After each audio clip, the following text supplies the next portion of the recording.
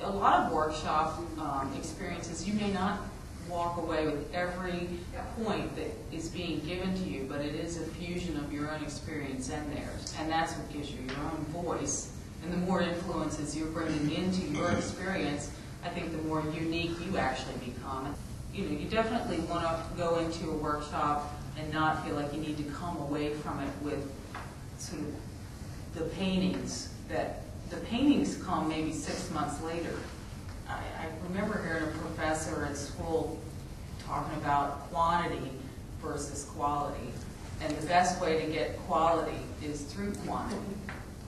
Okay, Gavin, do you paint 8 hours straight, or do you take a break for lunch? Well, I've been in a interesting situation because I have kids at home, and so you paint in probably 15 or 20 minute spurts. I get a lot of interruptions, and I mean longer than 8 hours, and sometimes not. But sometimes the phone will ring. Somebody's forgot their lunch, or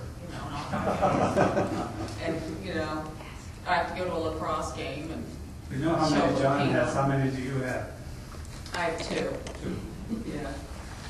I have a little lighter schedule with that. But I have a wife. Yeah, I don't know. In order to make this choice, to paint and to be able to excel at painting, that I was going to have to do some trading on some of the household duties, and a very supportive spouse in that regard. But I remember being down in my studio, which is on a lower level from the kitchen, and the kids would yell down, "Mom, can we make?" And I'd come up, and there'd be like peanut butter and jelly on every surface, dog, everything.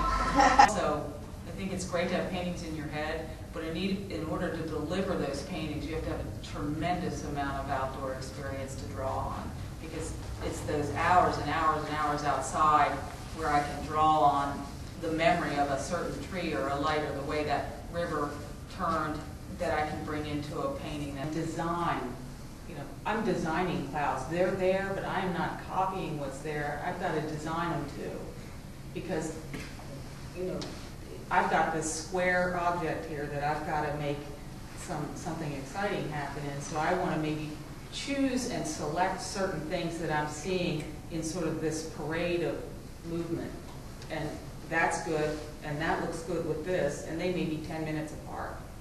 But finish talking on that, because it's always better to do a visual. See, on Gavin's painting here, what we're both talking about, the whole entirety of the scene is the composition. So the composition deals with, what is this piece saying? It's a piece of the South, marshlands. You've got a nice tree on the side and some clouds. That's the motif. So that's part of the composition to me. Part of the composition is also the big shapes. Sky is huge, and then you have a narrow shape there, large mass here, medium, large mass. You have a nice variety of sizes of shape. That's part of the composition to me. The dark and light patterns is part of the composition to me. But what I'm talking about specifically in shape, and one thing that I like really about this particular painting is, I love that cloud. You see that negative shape right there, and how she's brought a little bit more saturation into that area, and pulls your eye into that portion of the painting, holds it there as your focal area. That's a beautiful shape, to me. Look at what she's done with the negative shapes of the tree.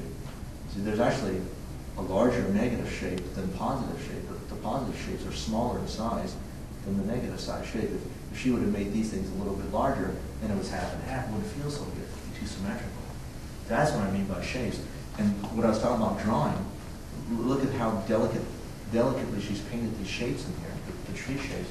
She's attuned to the growth patterns and everything of this particular tree. It's really nicely done. I notice here, imagine if she would have just painted this grass all the way across. Almost it's like a hurdle you got to jump over in order to get to the background. She's put a little hole in here, and it's a little lighter in value. It's a shape in there.